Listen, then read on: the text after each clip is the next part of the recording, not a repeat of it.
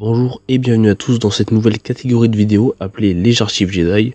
Je suis Bazinga et aujourd'hui nous allons parler d'un sujet très controversé qui pourtant est parfaitement logique. Le sujet est bien évidemment les midi-chloriens. Voici les deux questions à se poser. Que sont-ils et à quoi servent-ils? Avant de commencer, j'ai une chose assez importante à dire. Les midi-chloriens n'expliquent en aucun cas l'origine de la Force, comme peuvent le dire beaucoup de fanboys issus de la trilogie originale. Nous verrons plus tard dans l'émission que l'idée des midi-chloriens a toujours été présente dans la saga. Débutons avec la première question. Que sont-ils? Les midi-chloriens, comme le dit Qui-Gon, sont des micro-organismes présents dans tout être vivant.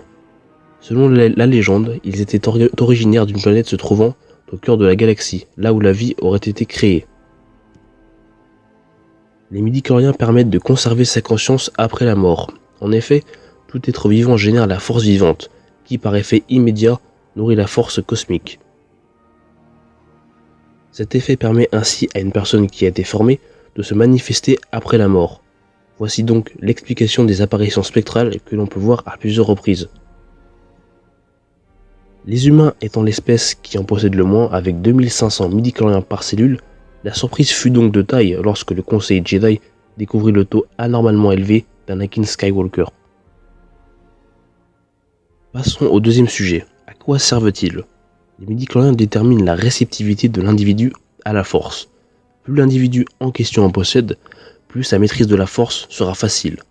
Une forte concentration de midi-chloriens est un signe de grand potentiel. Malgré cela, avoir un taux élevé ne signifie pas devenir un Jedi en quelques jours. Cela signifie que l'apprentissage sera aisé pour la personne organique. Le principe de ces organismes ont toujours été présents dans la saga. George Lucas avait prévu d'intégrer les midi-chloriens au scénario d'un nouvel espoir. Ayant peur de perdre le public, il les retira du script final. Dans la trilogie originale, malgré leur non-citation, nous pouvons trouver un parallèle similaire avec une phrase que prononce Luke. La force est puissante dans ma famille, mon père a ce don, j'ai ce don et ma sœur l'a aussi.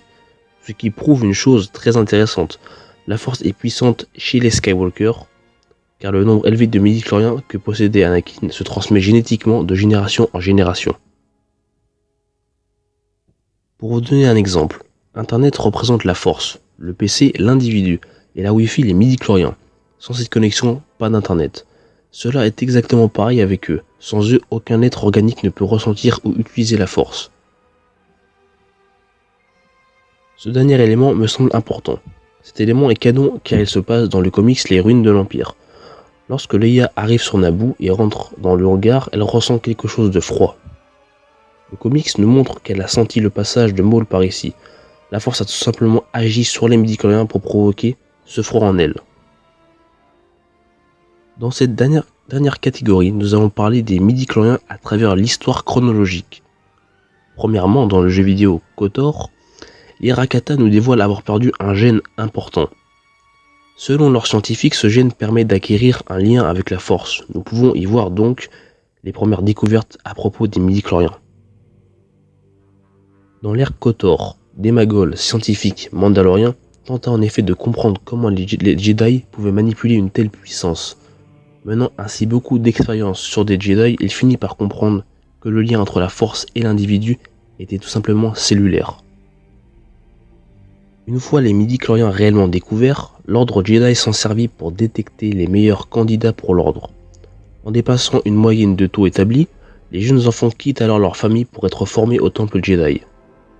Peu avant la menace fantôme, Dark Plagueis expérimenta sur les midi-chloriens. Son but était de les manipuler jusqu'à pouvoir créer la vie grâce à eux. Il y eut aussi la découverte d'Anakin Skywalker, l'élu, qui troubla le conseil Jedi par son taux de midi-chloriens supérieur à 20 000. Sous l'Empire, la méthode de détection perdura, mais l'Empire prohiba toute recherche au sujet des midi-chloriens et de la Force. Cette méthode était utilisée pour détecter toute menace potentielle. Pour empêcher le retour des Jedi, les agents de l'Empire détectaient les jeunes enfants sensibles à la Force. Leur lien disparut alors du savoir populaire, ce qui obligea Luke Skywalker à recourir à d'autres méthodes pour détecter les candidats potentiels de son nouvel ordre Jedi. Il découvrit l'intérêt du test des midi-chloriens probablement avant la guerre des Yuuzhan Vong en mettant à jour le manuel du Jedi. Luke dut reprendre beaucoup de recherches, bien qu'une partie d'entre elles furent découvertes dans le livre des Sith. Ce document contenait une partie des conclusions de Dark Plagueis, celui qui avait le plus étudié les midi-chloriens. Pour finir sur l'histoire des midi-chloriens, les Yuuzhan Vong, lors de leur guerre face à la galaxie, expérimentèrent sur les Jedi afin de comprendre la Force. Cette espèce ne ressentait pas la Force, car les midi-chloriens étaient absents de leur code génétique. Les midi-chloriens font partie intégrante de l'univers Star Wars. Ne pas les prendre en compte est une grosse erreur. Plusieurs éléments de cette émission font partie de l'univers Legend, mais cela ne change pas le fond, l'importance et l'utilité qu'ont les midi-chloriens dans l'univers Star Wars. Sur ce, prenez soin de vous et que la Force soit avec vous.